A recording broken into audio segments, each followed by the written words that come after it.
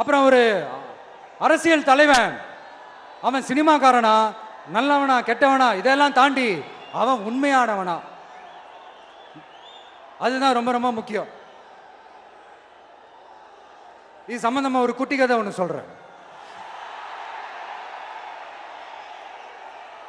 ஒரு நாட்டில் ஒரு ராஜா தனக்கு பக்கபலமா இருக்கிறதுக்காக கூட துணையா இருக்கிறதுக்காக ஒரு தளபதியை தேடுறாரு. சரியான தகுதிகளோட ஒரு 10 பேர் செலக்ட் ஆகுறாங்க. ஆனால் அதில் ஒருத்தர் மட்டும் தான் செலக்ட் பண்ணணும். அதனால் அந்த ராஜா என்ன பண்ணுறாருன்னா ஒரு டெஸ்ட் வைக்கிறாரு. அந்த 10 பேர் கையிலையும் விதை நெல்லை கொடுத்து இதை நல்லா வளர்த்து கொண்டு வாங்க, ஒரு 3 மாதம் கழிச்சு வாங்கன்னு சொல்லி அனுப்பி வச்சிடுறாரு. 3 மாதம் கழிச்சு வரும்போது அதில் ஒருத்தர் ஆள் உயரத்துக்கு வளர்த்துருந்தாரு, ஒருத்தர் தோல் உயரத்துக்கு வளர்த்துருந்தாரு. அதில் ஒரு 9 பேரும் நல்லா வளர்த்து கொண்டு வந்திருந்தாங்க. ஒருத்தர் மட்டும் வெறும் தொட்டியோடவே வந்தார். என்னன்னு கேட்டதுக்கு, நானும் தண்ணி ஊற்றி ஊற்றி பார்க்குறேன், உரம் வச்சு வச்சு பார்க்குறேன், வளரவே மாட்டேங்குது ராஜா, என்ன பண்ணுறதுன்னு தெரியலன்னு சொன்னதுக்கு ராஜா அவரை கட்டி அணைச்சிக்கிட்டு, இனிமேல் நீதான் என்னுடைய தளபதி, எல்லா அதிகாரமும் உனக்கு தான் சொன்னார். ஏன்னா அந்த 10 பேர் கையிலையும் ராஜா கொடுத்தது அவித்த விதை நெல், அது முளைக்கவே முளைக்காது. அந்த 9 திருட்டு பயலும் என்ன பண்ணியிருக்காங்கன்னா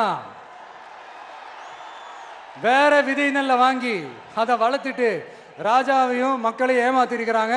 ஆனா இவர் மட்டும் உண்மையை போட்டு உடைச்சிட்டார். அதனால ஒரு நாட்டுக்கு திறமை எந்த அளவுக்கு முக்கியமோ அந்த அளவுக்கு உண்மையும் நேர்மையும் முக்கியம்.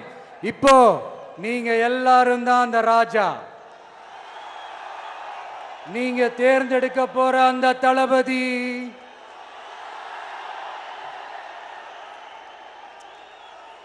சும்மா சினிமாக்காரன் சினிமாக்காரன் சினிமாக்காரன். அம்பேத்கர் அவர்களை தோக்கடிச்சது சினிமாக்காரன் இல்ல, அரசியல்வாதி. காமராஜர் அவர்களை தோக்கடிச்சது இங்க விருதுநகர் பகுதியில் தோக்கடிச்சது சினிமாக்காரன் இல்ல, இன்னொரு அரசியல்வாதி. இன்னைக்கும் நம்ம கூட வாழ்ந்துட்டு இருக்கிற நல்ல கண்ணு ஐயாவை தோக்கடிச்சது சினிமாக்காரன் இல்ல, அரசியல்வாதி. இப்படிப்பட்ட நல்ல நல்ல தலைவர்களை எதிர்த்து நின்று தோக்கடிக்கணும்னு அந்த எண்ணத்தை உருவாக்குனது சினிமாக்காரன் இல்ல, அரசியல்வாதி. அதனால எல்லா அரசியல்வாதியும் அறிவாளியும் கிடையாது, எல்லா சினிமாக்காரனும் முட்டாளும் கிடையாது.